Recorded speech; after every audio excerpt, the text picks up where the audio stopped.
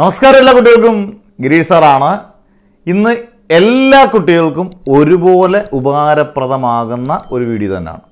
കാരണം പരീക്ഷ എടുക്കുമ്പം അല്ലെങ്കിൽ ഇനി അങ്ങോട്ട് മുകളിലത്തെ ക്ലാസ്സുകളിലോട്ടൊക്കെ പഠിച്ചു പോകുമ്പം ഏറ്റവും ഉപകാരപ്രദമാകുന്ന വീഡിയോ എന്ന് പറയാനുള്ള കാരണം സയൻറ്റിഫിക് കാൽക്കുലേറ്റർ എങ്ങനെ ഉപയോഗിക്കാം.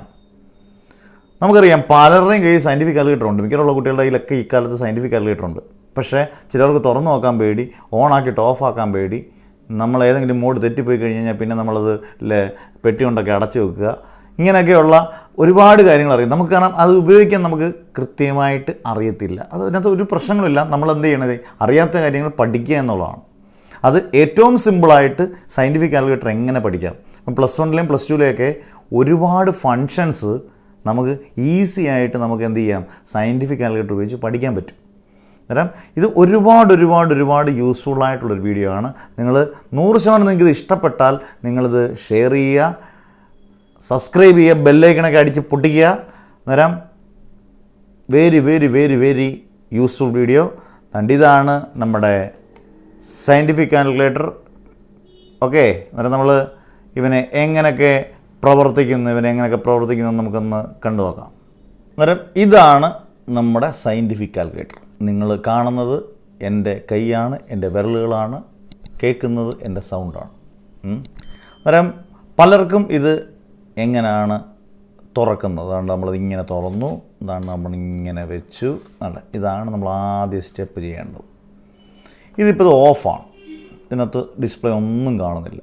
നിങ്ങൾക്കിത് ഓൺ ആക്കണമെന്നുണ്ടെങ്കിൽ സിമ്പിളായിട്ട് ഓണാക്കാം. എന്ന് പറയുന്ന ബട്ടൺ പ്രസ്സാക്കുക, ഓണാക്കാം. പലർക്കും ഓണാക്കാൻ അറിയാം, പക്ഷേ സാർ ഇത് ഓഫാക്കാൻ എന്ത് ചെയ്യും? പല കുട്ടികൾക്ക്, എല്ലാ കുട്ടികളിലും കുറച്ച് കുട്ടികൾക്കെങ്കിലും ഡൗട്ട് കാണും ഓഫാക്കുന്നത് എങ്ങനെയാണ്. അന്നേരം നിങ്ങൾ ഒറ്റ കാര്യം ചെയ്താൽ മതി. ദാണ്ട് ഇവിടെ ഷിഫ്റ്റ് എന്ന് പറഞ്ഞ ബട്ടണുണ്ട്, മണ്ടയ്ക്ക് വിട്ട് നിങ്ങൾ ശരിക്കും നോക്കിയാൽ ഷിഫ്റ്റ് എന്ന് പറഞ്ഞ ബട്ടണുണ്ട്. ആ ഷിഫ്റ്റിൽ ഒന്ന് പ്രസ്സാക്കുക. എന്നിട്ട് ഈ ഓഫ് എന്ന് പറയുന്ന AC എന്ന് പറഞ്ഞ അവിടെ ഒന്ന് പ്രസ്സാക്കുക. ഓഫായി. ഇങ്ങനെയാണ് ഓണും ഓഫും. ഓണാക്കാൻ വളരെ എളുപ്പമാണ്. എന്ന് പറയുന്ന ബട്ടൺ ഒന്ന് പ്രസ്സാക്കി, ഓക്കെ, ഓൺ. ഓഫാക്കാൻ എന്ത് ചെയ്യണം, ഷിഫ്റ്റ് എന്ന് പറയുന്ന ബട്ടൺ ഒന്ന് പ്രസ്സാക്കുക. അതിനുശേഷം ഇവിടെ ഈ AC എന്ന് പറയുന്നതിനകത്ത് ഒന്ന് ഇതാക്കുക, ഓഫ്. അന്നേരം ഓണാക്കിയിട്ട് കാൽക്കുലേറ്റർ ലാസ്റ്റ് ഓഫ് ചെയ്യാൻ മറക്കരുത്. ഇതിനി ഒറ്റ കുട്ടികൾക്ക് പോലും അറിയത്തില്ല എന്ന് പറയുകയും ചെയ്യരുത്. Okay, double okay. ഇനി നമ്മൾ അടുത്തതിലോട്ട് കയറുന്നത്, ഓണാക്കുന്നു ഞാൻ. പല കുട്ടികൾക്കും അറിയാത്തൊരു കാര്യം, നമ്മൾ ഈ സയൻറ്റിഫിക് കാൽക്കുലേറ്ററിൽ സാധാരണ എല്ലാ കാൽക്കുലേഷൻ ചെയ്യേണ്ടത് ഡിഗ്രി മോഡിലാണ്. ഏത് മോഡിലാണ്? ഡിഗ്രി മോഡിലാണ്. ഡിഗ്രി മോഡുണ്ട്, റേഡിയൻ മോഡുണ്ട്, ഗ്രേഡിയൻ്റ് മോഡുണ്ട്, അങ്ങനെ പലതരം മോഡുണ്ട്. ഇവിടെ മോഡെന്ന് പറഞ്ഞ സ്വിച്ച് ഉണ്ട്. മോഡ് കണ്ടോ? ഈ മോഡെന്ന് പറഞ്ഞ സ്വിച്ച് നിങ്ങളൊന്ന് പ്രസ്സാക്കിയാൽ ഇങ്ങനെ കുറച്ച് അത് കാണാം.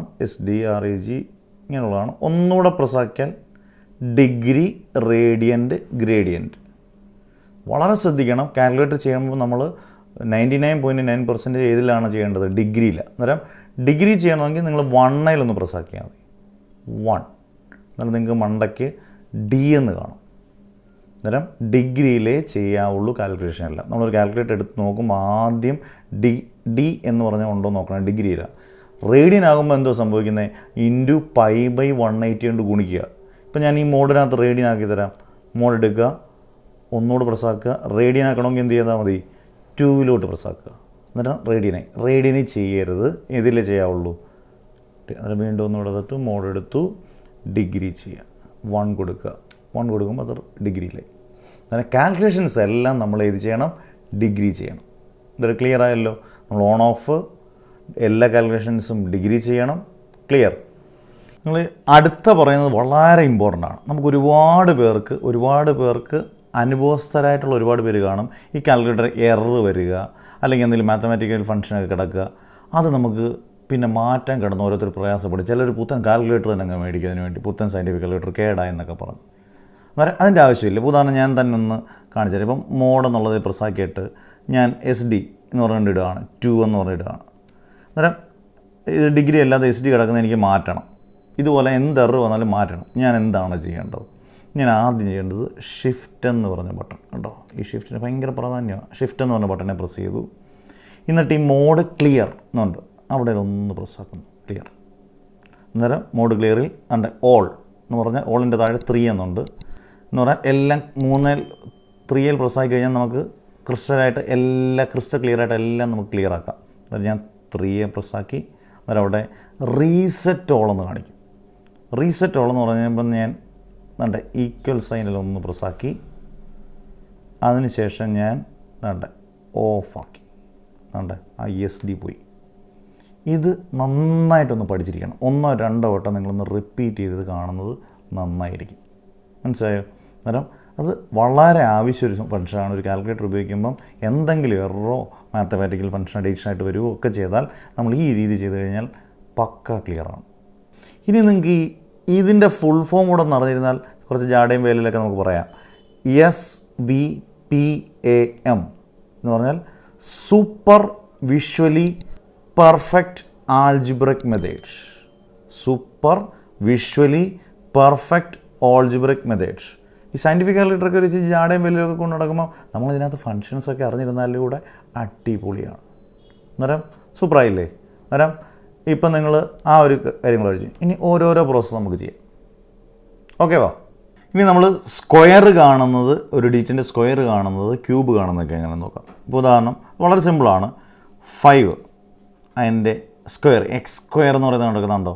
എക്സ് സ്ക്വയറിൻ്റെ കൂടെ കൊടുക്കുക, ഈക്വൽ സൈൻ കൊടുക്കുക, 25. കാരണം 5 × 5 എന്ന് പറയുന്നത് 25. ഇതാണ് സ്ക്വയർ കാണുന്ന രീതി. ഇനി ഇപ്പം വേറെ ഒരെണ്ണത്തിൻ്റെ കാണണം 4. സ്ക്വയർ കാണുന്ന 4 എന്നിട്ട് എന്ത് ചെയ്യണം? എക്സ് സ്ക്വയർ കൊണ്ട് ഇതാക്കുക, 4 സ്ക്വയർ ഈക്വൽ 16. ഇത് സ്ക്വയർ കാണുന്നു. ഇനി ഇതുപോലെ നമുക്ക് ക്യൂബ് കാണാം. ഇപ്പം 2ൻ്റെ ക്യൂബ് കാണണമെങ്കിൽ കണ്ടേ 2ൻ്റെ എക്സ് ക്യൂബ് എന്ന് പറഞ്ഞ കിടപ്പുണ്ട്. എക്സ് ക്യൂബ് കൊടുക്കുക, അതാണ് 2 ക്യൂബ് എന്ന് പറയുന്നത് 8. ഒരു എക്സാമ്പിൾ കൂടെ കാണിക്കാം. 4 ഇതിൻ്റെ ക്യൂബ് കാണണം.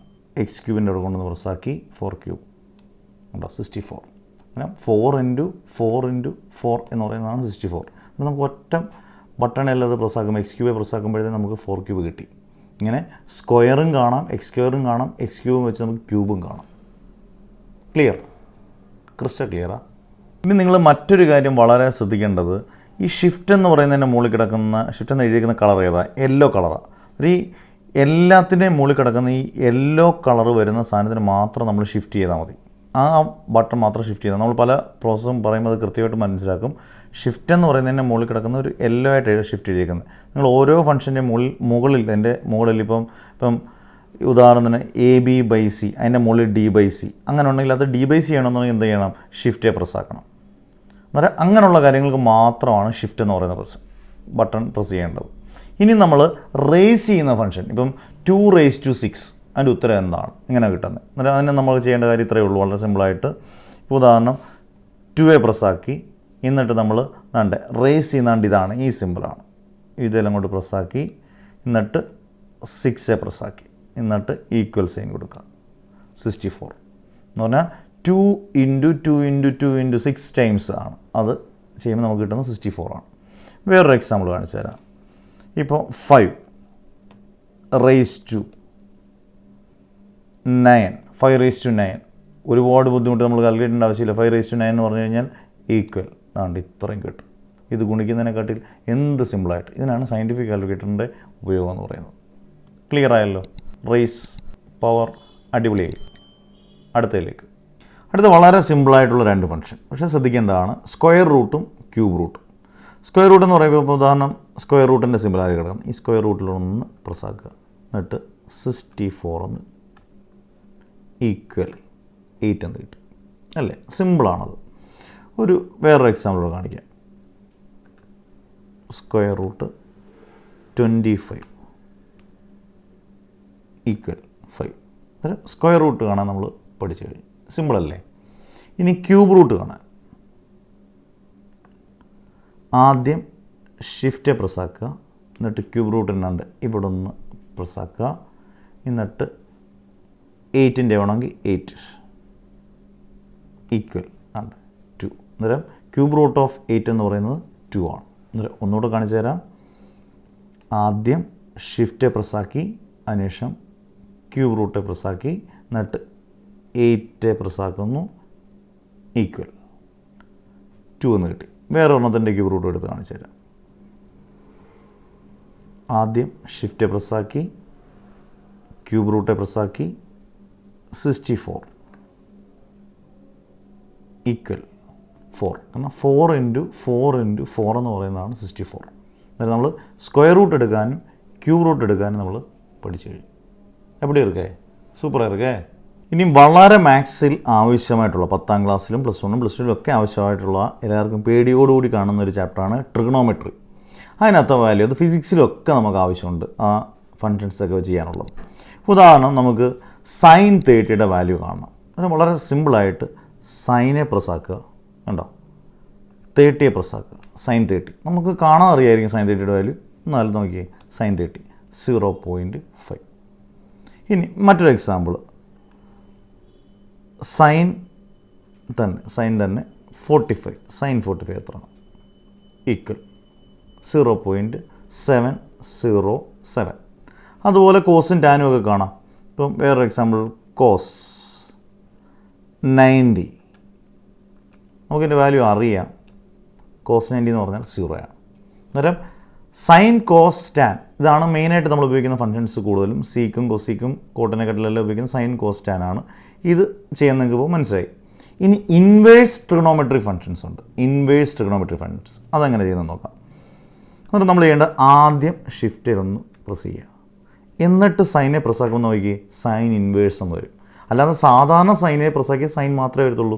ഷിഫ്റ്റ് കഴിഞ്ഞതിന് ശേഷം സൈനെ പ്രസ്സാക്കിൽ സൈൻ ഇൻവേഴ്സ്. എന്നിട്ട് ഇപ്പോൾ 0.5 എന്ന് പറയുമ്പോൾ നമുക്ക് ഉത്തരം കിട്ടുന്നത് 30. അന്നേരം സൈൻ ഇൻവേഴ്സ് 0.5 എന്ന് പറഞ്ഞാൽ 30 ആണ്. അന്നേരം ഇങ്ങനെയുള്ളത് സൈനായാലും കോസായാലും ടാനായാലും ഇങ്ങനെ ചെയ്താൽ മതി. അന്നേരം സൈൻ ഇൻവേഴ്സ് കിട്ടണമെങ്കിൽ ആദ്യം എന്ത് ചെയ്യണം? ഷിഫ്റ്റ് ചെയ്യണം. ഷിഫ്റ്റ് ബട്ടൺ പ്രസ് ചെയ്യണം. എന്നിട്ട് സൈൻ അടിക്കണം. ഇപ്പോൾ കോസ് ആണെങ്കിൽ ഷിഫ്റ്റ് കഴിഞ്ഞിട്ട് കോസ് കൊടുക്കുക. എന്നിട്ട് കോസ് ഇൻവേഴ്സ് കിട്ടും. ഷിഫ്റ്റ് കഴിഞ്ഞിട്ട് ടാൻ കൊടുത്താൽ ടാൻ ഇൻവേഴ്സ് കിട്ടും. എന്നിട്ട് നമ്മൾ കൊടുക്കുന്ന വാല്യൂ കൊടുത്തു കഴിഞ്ഞാൽ നമുക്ക് കൃത്യമായിട്ട് ഉത്തരം കിട്ടും. അതായത് ഇത് ട്രിഗണോമെട്രിയിലെ വളരെ ഇമ്പോർട്ടൻ്റ് ആയിട്ടുള്ള +1 +2 10നും ഇമ്പോർട്ടൻ്റ് ആയിട്ടൊരു കാര്യമാണ് ഈ ട്രിഗണോമെട്രിയിലെ ഈ ഫങ്ഷൻസ് കാണുന്നത്. അത് ട്രിഗണോമെട്രിയുടെ കാണണം. ഇൻവേഴ്സ് ട്രിഗണോമെട്രി സൈൻ ഇൻവേഴ്സ് പോലുള്ളത് കാണാനും വളരെ സിമ്പിളായിട്ട് നമുക്ക് ചെയ്യാം. അടുത്ത മാത്സിനകത്ത് വളരെ ഇമ്പോർട്ടൻ്റ് ആയിട്ട് മറ്റൊരു ഒരു രീതിയാണ്, ഒരു മെത്തേഡാണ് ഫാക്ടോറിയൽ. ഫാക്ടോറിയൽ എങ്ങനെയാണ് ചെയ്തെന്ന് നോക്കാം. അങ്ങനെ ഫാക്ടോറിയൽ ഇപ്പം നമ്മൾ ആദ്യം 5ൻ്റെ ഫാക്ടോറിയൽ വേണം. 5ൽ പ്രസ്സാക്കി എന്നിട്ട് ഷിഫ്റ്റ് പ്രസ്സാക്കി. എന്നിട്ട് താണ്ടേ ഫാക്ടോറിയലിൻ്റെ താണ്ടേ ഈ സിമ്പിളുണ്ട്. താണ്ട ഈ തരട്ടൊന്ന് പ്രസ്സാക്കി. ഉണ്ടോ 5 ഫാക്ടോറിയൽ ഈക്വൽ 120. ഒരു 5 ഫാക്ടോറിയൽ എന്ന് പറയാൻ അങ്ങനെ എന്താണ് യഥാർത്ഥത്തിൽ 5 × 4 × 3 × 2 × 1 അതാണ് 5 ഫാക്ടോറിയൽ. അത് നമുക്ക് എത്ര കിട്ടും? 120. വേറൊരു എക്സാമ്പിൾ ഞാൻ ചെയ്ത് കാണിക്കാം. 3 ഫാക്ടോറിയൽ വേണം. അന്നേരം നമ്മൾ 3യെ പ്രസ്സാക്കി ഷിഫ്റ്റെ പ്രസ്സാക്കി ഫാക്ടോറിയൽ പ്രസ്സാക്കി എന്നിട്ടൊരു ഈക്വൽ സൈനോട് കൊടുക്കുക 6. എങ്ങനെ വരുന്നത്? 3 ഫാക്ടോറിയൽ 3 × 2 × 1 വളരെ സിമ്പിളായിട്ട് നമുക്ക് കിട്ടും. ഇതാണ് ഫാക്ടോറിയൽ ചെയ്യുന്നതിൻ്റെ രീതി. ക്ലിയർ ആയല്ലോ? ഇനി നമുക്ക് പെർമ്യൂട്ടേഷൻ കോമ്പിനേഷൻ ചാപ്റ്റർ 1 +1 അതെങ്ങനെയാണ് നമുക്ക് ചെയ്ത് നോക്കാം. ഓക്കെ, മാത്സിൽ +1 വളരെ ആവശ്യമായിട്ടുള്ളതാണ് ഈ പെർമ്യൂട്ടേഷൻ കോമ്പിനേഷൻ. അത് നമുക്ക് പെർമ്യൂട്ടേഷൻ്റെ കാര്യം നോക്കാം. ഇപ്പം ഉദാഹരണം 5 എന്നിട്ട് ഷിഫ്റ്റ് എന്ന് പറഞ്ഞ ബട്ടൺ. എന്നിട്ട് ഇവിടെ നോക്കിയേ NCR ഉണ്ട്, NPR ഉണ്ട്. സി എന്ന് പറയുന്ന കോമ്പിനേഷനും പി എന്ന് പറയുന്ന പെർമ്യൂട്ടേഷനും. പെർമ്യൂട്ടേഷൻ വേണമെങ്കിൽ ഞാനിങ്ങനെ ഷിഫ്റ്റ് അടിച്ചതിന് ശേഷം ഇതേ പ്രസ് ചെയ്യുക. അന്നേരം 5P എന്ന് വരും. 2 അന്നേരം 5P2 എന്ന് പറയുമ്പോൾ എത്ര? 20. വളരെ സിമ്പിളായിട്ട് പെർമ്യൂട്ടേഷൻ ചെയ്യാം. അന്നേരം പെർമ്യൂട്ടേഷൻ ചെയ്യണമെന്നുണ്ടെങ്കിൽ ഒരു ഡിജിറ്റ് എന്നിട്ട് ഷിഫ്റ്റ് ബട്ടൺ പ്രസ് ചെയ്യുക. എന്നിട്ട് NCRൻ്റെ ആ ബട്ടണെ പ്രസ് ചെയ്യുമ്പോൾ മണ്ടയ്ക്ക് NPR ആയിരിക്കും വർക്ക് ചെയ്യുന്നത്. നമുക്ക് കിട്ടുന്ന ഉത്തരവാണ് പെർമ്യൂട്ടേഷൻ. എന്നാൽ കോമ്പിനേഷൻ ചെയ്യുമ്പോൾ നമ്മൾ ചെയ്യേണ്ടത് ഇപ്പം 5 കോമ്പിനേഷൻ ആകുമ്പോൾ ഷിഫ്റ്റിൻ്റെ ആവശ്യമില്ല.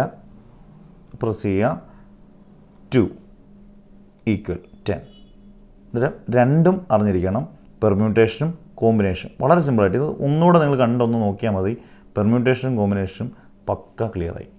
അടുത്ത ഞാൻ പറയാൻ പോകുന്നത് വളരെ ഇമ്പോർട്ടൻ്റ് ആയിട്ട് നമുക്ക് മാത്സിലും ഫിസിക്സിലും കെമിസ്ട്രിയിലും ഒക്കെ ആവശ്യമാണ് ഈ എക്സ്പൊണൻഷ്യൽ എന്ന് പറയുന്ന സാധനം. അന്നേരം അതിനകത്ത് നിങ്ങൾ നോക്കി ഈ LN എന്ന് പറഞ്ഞ ബട്ടണില്ലേ LN, അതിൻ്റെ മുകളിലല്ലേ E⁻⁴ വരുന്നത്. എന്നിട്ട് ഞാൻ LN പ്രസ്സായ LN എന്നേ വരത്തുള്ളൂ, കണ്ടോ, LN എന്നേ വരത്തുള്ളൂ. എന്നിട്ട് ഞാൻ അതല്ല എനിക്ക് വേണ്ടേ, എക്സ്പൊണൻഷ്യലല്ലേ വേണ്ടേ. എന്നിട്ട് ഞാൻ ഷിഫ്റ്റ് എന്ന് പറയുന്ന ബട്ടൺ പ്രസ് ചെയ്തു. എന്നിട്ട് ഞാൻ LN പ്രസൻറ്റ് ആകുന്നുണ്ട്. ഇത് e⁻² എന്നുള്ളതാണ് അല്ലേ, ആ ക്യാപ്പ് എന്ന് പറയുന്നത് e⁻². എന്നിട്ട് നമ്മൾ ഇപ്പം എക്സ്പൊണൻഷ്യൽ e⁻² എന്ന് പറയുന്നതിന് നമുക്ക് ഉത്തരം കിട്ടി 7.38. അങ്ങനെ ഏതിൻ്റെ എക്സ്പൊണൻഷ്യൽ നമുക്ക് കാണാം. എന്നിട്ട് നിങ്ങൾ എൻ്റെ കൂട്ടത്തിൽ ഒന്ന് പറഞ്ഞു പോയിക്കേ. ഇപ്പം അടുത്തത് ഈ ക്യൂബിൻ്റെ നമുക്ക് ഇടണം. നമ്മൾ എന്ത് ചെയ്യണം, ആദ്യം ഷിഫ്റ്റ് പ്രസ്സാക്കണം, അതിനുശേഷം അന്നേരം e⁻². ഇനി 3 ആണെങ്കിൽ 3 കൊടുക്കുക. അന്നേരം എക്സ്പൊണൻഷ്യൽ ഓഫ് 3 എന്ന് പറയുന്നത് 20.08 എന്ന് കിട്ടും. ഒരു എക്സാമ്പിൾ എടുത്തു. എക്സ്പൊണൻഷ്യൽ അതുപോലെ അറിഞ്ഞിരിക്കേണ്ടതാണ്. ഷിഫ്റ്റ് പ്രസ് ചെയ്തു, എന്നിട്ട് ഇവിടെ വന്ന് പ്രസ് ചെയ്തു. 5 എന്ന് പറയുന്നത് എത്ര കിട്ടി, കണ്ടോ, 148.41. അന്നേരം ഏതിൻ്റെയും എക്സ്പൊണൻഷ്യൽ നമുക്ക് വളരെ സിമ്പിളായിട്ട് പഠിക്കാം. ഇനി നമുക്ക് ലോഗരിതം, ലോഗ് എന്ന് പറയുന്ന ഫംഗ്ഷൻ പഠിക്കാം. ഇങ്ങനെ ഒരുപാട് ഫംഗ്ഷൻസ് നമുക്ക് പഠിക്കാം. പക്ഷെ നമുക്ക് അത്യാവശ്യം അറിവുള്ള ഫംഗ്ഷൻസ് നിങ്ങൾ ഓർത്തിരിക്കുക. എല്ലാവരുടെ കാർഡ് പോലെ പഠിച്ചാൽ ചിലപ്പോൾ ഒന്നും ഓർത്തിരിക്കത്തില്ല. സിമ്പിളായിട്ട് പഠിക്കാം. ഒന്ന് റിപ്പീറ്റ് ചെയ്ത് ഈ വീഡിയോ കണ്ടു കഴിഞ്ഞാൽ ഇപ്പം പഠിച്ചാൽ എല്ലാം നമുക്ക് ക്ലിയർ ആകും. ലോഗിൻ്റെ ഇവിടെ എങ്ങനെ ചെയ്താൽ നോക്കാം. ഇനി ഫൈനലായിട്ട് നമ്മൾ അറിഞ്ഞിരിക്കേണ്ട, ഞാനിപ്പം പറഞ്ഞത് ലോഗരിതം. ഈ ലോഗരിതത്തിന് 2 രീതികളുണ്ട്. LOG എന്ന് എഴുതിയിരിക്കുന്നു, LN എന്ന് പറഞ്ഞ് എഴുതിയിരിക്കുന്നുണ്ട്. LN എന്ന് പറഞ്ഞാൽ നാച്ചുറൽ ലോഗരിതം എന്ന് പറയും. സാധാരണ LOG എന്ന് പറഞ്ഞാൽ common logarithm to the base 10 ആണ്. ഓക്കെ, ഇപ്പം നമുക്ക് ഈ LN വലിയ ഇമ്പോർട്ടൻസ് ഒന്നുമില്ല. അത് എക്സ്പൊണൻഷ്യലായിട്ടൊക്കെ നമ്മൾ അല്ലാതൊക്കെ നമ്മൾ ചെയ്യുന്നതാണ്. അല്ലാതെ ചെയ്യേണ്ടത് നമുക്ക് കോമൺ ലോഗരിതം LOG നമുക്ക് എങ്ങനെയാണെന്ന് നോക്കാം. അത് വളരെ സിമ്പിളായിട്ട് നമുക്കിപ്പം ലോഗരിതം ഓഫ് 1, log 1 എത്ര ആണ്, 0 ആണ്. log 1 എന്ന് പറയുന്നൊരു നമുക്കറിയാവുന്നതാണ്. log 1 0 ആണ്. ഇപ്പം വേറെ log 5 log 10 20 ഒക്കെ നമുക്ക് എടുക്കാം. അടുത്ത് നോക്കി, log 20 എന്ന് പറയുമ്പോൾ എത്ര കിട്ടി, 1.3010. അന്നേരം ലോഗ് നമുക്ക് കാണാൻ വളരെ എളുപ്പമാണ്. അന്നേരം ഈ രണ്ടും നിങ്ങൾ മനസ്സിലാക്കിയിരിക്കണം. ഇത് കോമൺ ലോഗരിതമാണ് LOG. L എന്ന് പറഞ്ഞാൽ നാച്ചുറൽ ലോഗരിതമാണ്. നമുക്ക് കോമൺലി യൂസ് ചെയ്യേണ്ടത് common logarithm to the base 10 logarithm തന്നെയാണ്. മനസ്സിലായോ? അന്നേരം ഇങ്ങനെയുള്ള കാര്യങ്ങളൊക്കെ മനസ്സിലായി. ഇനി വളരെ ലാസ്റ്റിൽ ഒരു അടിപൊളി സാധനത്തോട് കാണിച്ചു തരാൻ നിങ്ങൾക്ക് അറിയാവുന്നതാണ്. പലരും ഇത് കഴിയുമ്പോൾ ഓഫ് ആകും. ഇങ്ങനെ കിടക്കുന്ന ഡിലീറ്റ് നമുക്കൊന്ന് പതുക്കെ ഒന്ന് കളയണമെങ്കിൽ ഇതുണ്ട് ഈ ഡിലീറ്റ് എന്ന് പറയുന്ന ആ ഓപ്പറേഷൻ ഓരോന്നുണ്ട്. ഇങ്ങനെ നമുക്ക് കളയാം. ഓക്കെ, ക്ലിയർ ആക്കി. അന്നേരം ഇത് ഒരുപാട് ഫങ്ഷൻസ് നമുക്ക് എന്ത് ചെയ്യാം, ഒരുപാട് ഫങ്ഷൻസ് നമുക്ക് ഈ സയൻറ്റിഫിക് കാൽക്കുലേറ്റർ ചെയ്യാം. അത്യാവശ്യം വേണ്ടതൊക്കെ ഞാനൊന്ന് പറഞ്ഞു തന്നിട്ടുണ്ട്. ഇനി ഒരുപാട് ഫങ്ഷൻസ്, മെട്രിക്സ് ഉൾപ്പെടെയുള്ള കാര്യങ്ങളൊക്കെ നമുക്ക് ഇതിനകത്ത് ചെയ്യാം.